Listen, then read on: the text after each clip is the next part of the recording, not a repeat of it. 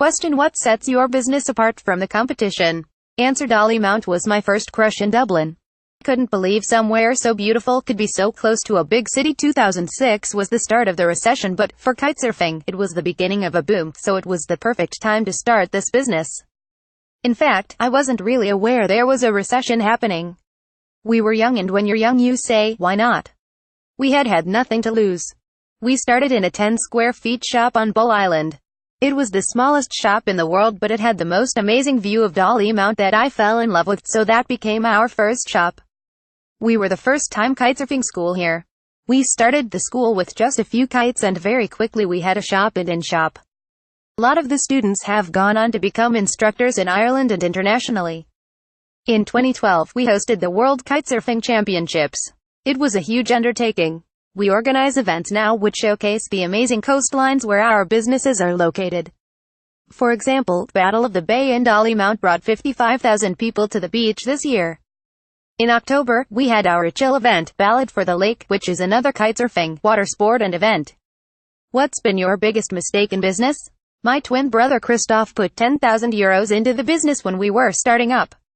Over the last 10 years, he has come into the shop and taken whatever kitesurfing equipment he wants. For me, it was the worst investment ever. What's been your best business success? I was a French guy exiled in Dublin at the beginning of the crash. I couldn't find work, but I found Dollymount Strand. I don't come from a business school, but the school of life.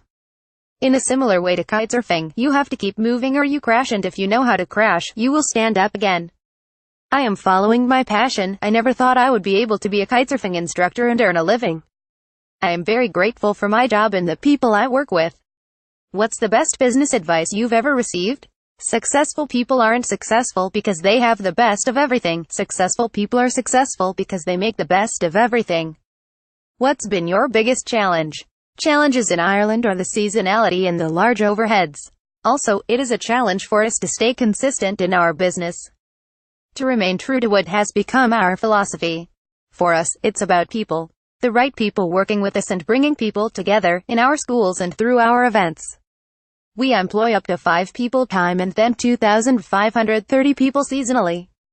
In your experience, are banks open for business?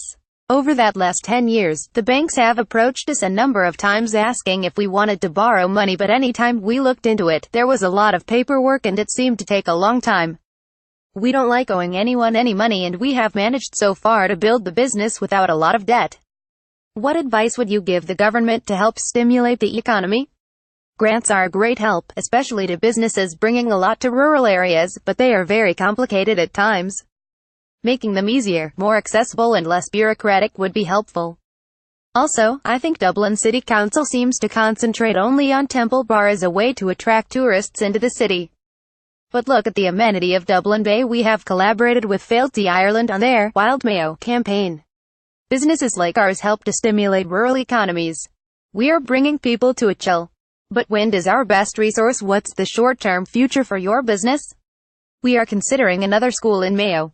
We have lots of ideas, but we will realize them step by step. We would prefer to have things right than to just expand for the sake of it. Who is your business hero and why?